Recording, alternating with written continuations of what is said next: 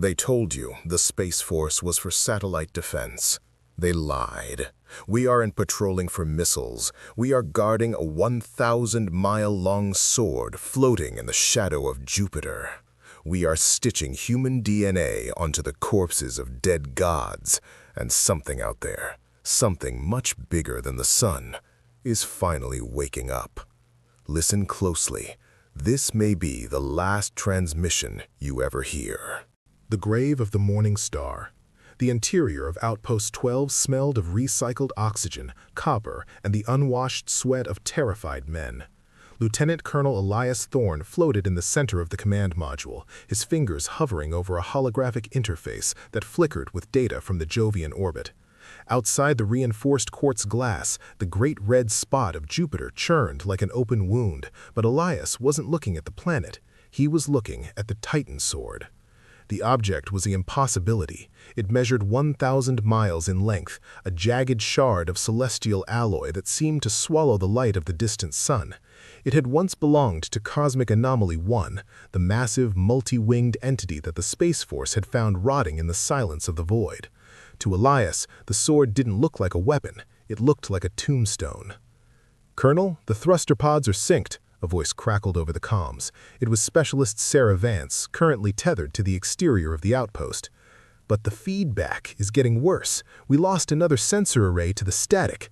Elias knew it wasn't static. It was Cosmic Anomaly 6, the voices.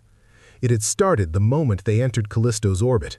At first, it was a low-frequency hum that vibrated in the marrow of their bones. Then, the hum became a murmur. By the second sleep cycle, the crew began hearing their names called from the airless dark outside the hull. "Stay focused, Vance," Elias said, though his own voice sounded hollow in his ears. "We have a window. If we don't move the sword to Archangel Station within the next 48 hours, the orbital decay will drag it into the gravity well." "It's not just the static, sir," Vance whispered. Her breathing was heavy, ragged. I heard my mother. She died 10 years ago in a car crash. She was asking me why I left her in the dark. She said it's cold out here."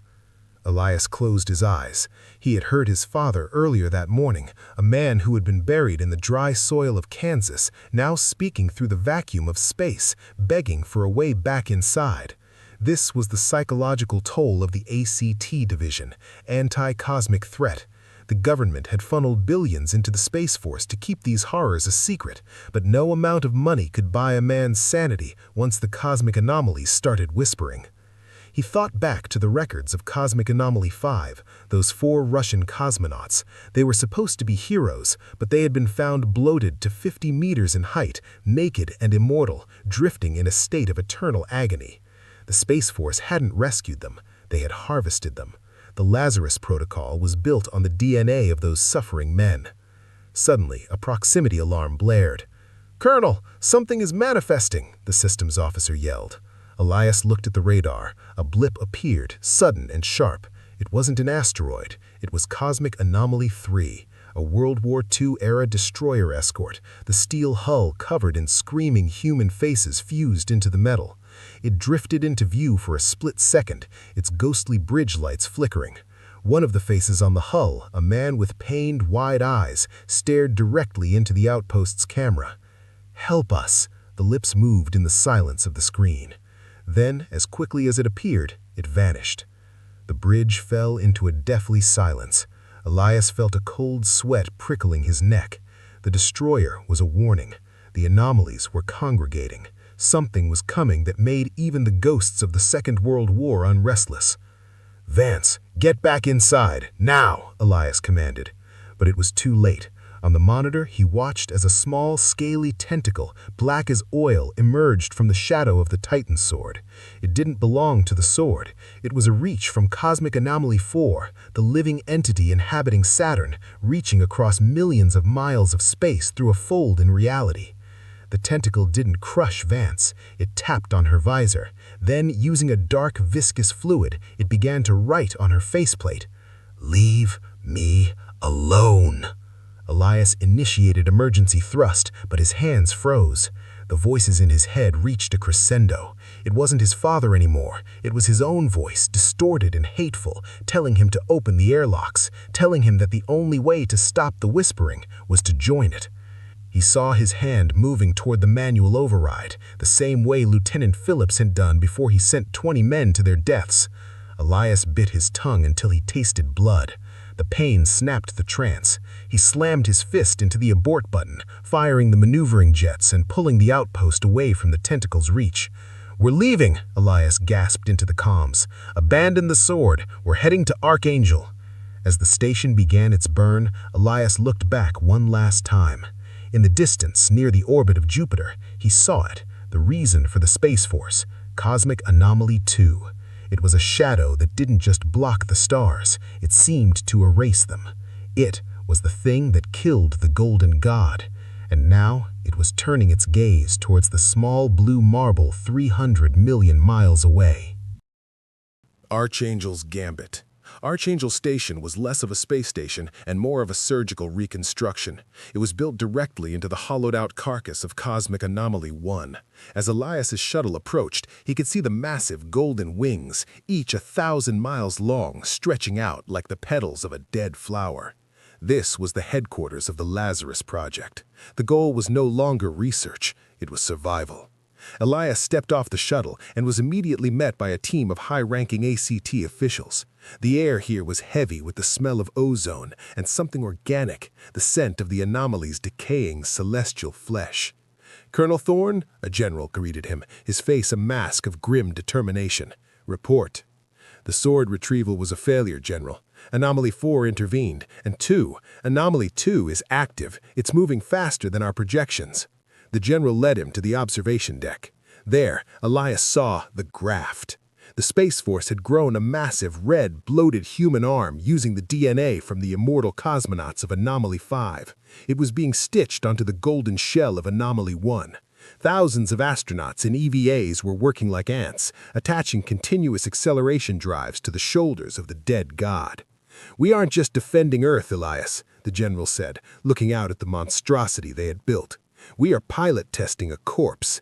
If we can jumpstart the nervous system of Anomaly 1 using the immortality factor of the Russian debris, we might have a weapon big enough to strike back at Anomaly 2. Elias felt a surge of horror. "You're turning a graveyard into a puppet?" "It's the only way.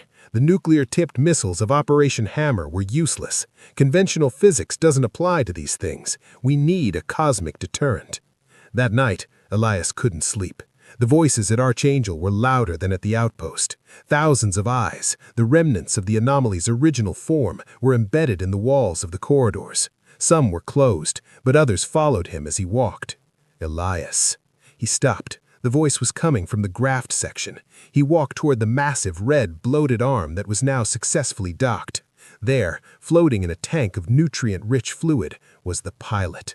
It was one of the Russian cosmonauts, his body stretched and distorted, his eyes wide and unblinking. He was wired directly into the station's mainframe. He was the bridge between human technology and cosmic biology. "It is coming," the pilot's voice echoed in Elias's mind. "The one who punctured the sphere, the one who drinks the light." "Can we stop it?" Elias asked the tank. The pilot's eyes rolled back. "A sword needs a hand needs a soul. You have given us the hand, but whose soul will you burn?" The station suddenly lurched. A massive impact tremor shook the golden floor. Alarms screamed, but these weren't standard sirens. They sounded like human wails. "Decompression in the science bay," the intercom shrieked. Elias ran to the command center. On the primary screen, the darkness of Jupiter's shadow was beginning to bleed. Cosmic Anomaly 2 had arrived. It didn't look like a ship or a creature. It looked like a tear in the fabric of the universe. It was a void that consumed everything it touched. "Initiate the Lazarus drive," the general roared. The station groaned as the massive golden wings of the dead god began to flap, not through air, but through the gravitational waves of Jupiter. The Graft arm, controlled by the tortured mind of the Russian cosmonaut, reached out into the void. Through a fluke of orbital mechanics, the Titan sword, which Elias had abandoned at Callisto, was pulled towards them by the station's massive new gravity. The red, bloated hand of the station gripped the 1,000-mile sword. "We are the Space Force," the general whispered, more to himself than to the crew. "We are the deterrent." Elias watched as the station began to swing the sword. The movement was slow, agonizing, and accompanied by the screams of every man and woman on board, as their minds were momentarily linked to the dead god's collective memory. He saw the history of the universe, the war between the golden spheres and the shadows. He saw that Earth was merely a nursery that the shadows were coming to harvest. The sword collided with the void of Anomaly Two. The impact didn't make a sound, but a wave of white light erupted, blinding the cameras. For a moment, the voices stopped. The ghosts were silent. When the light faded, Anomaly Two was gone, pushed back into the deep dark for now. Elias sat on the floor of the bridge, his nose bleeding, his mind fractured. They had won the battle, but he looked at the Graft arm and the thousands of eyes watching him from the walls. The Space Force wasn't protecting Earth from aliens. They were preparing Earth to become part of the graveyard. "Colonel?" the general asked, his voice trembling. "Did we win?" Elias looked at the monitor. Far off in the distance, near the orbit of Saturn, the tentacles of Anomaly 4 were retreating. The voices were starting again, but this time they weren't calling his name. They were laughing. "We didn't win," Elias said, staring into the unblinking eyes of the dead god. He knew then that his journey wasn't over. He was set to return to Earth soon, but he wouldn't be bringing good news. He would be bringing the secret that would eventually break the world. The Space Force existed because the universe was a slaughterhouse, and humanity had just picked up a knife.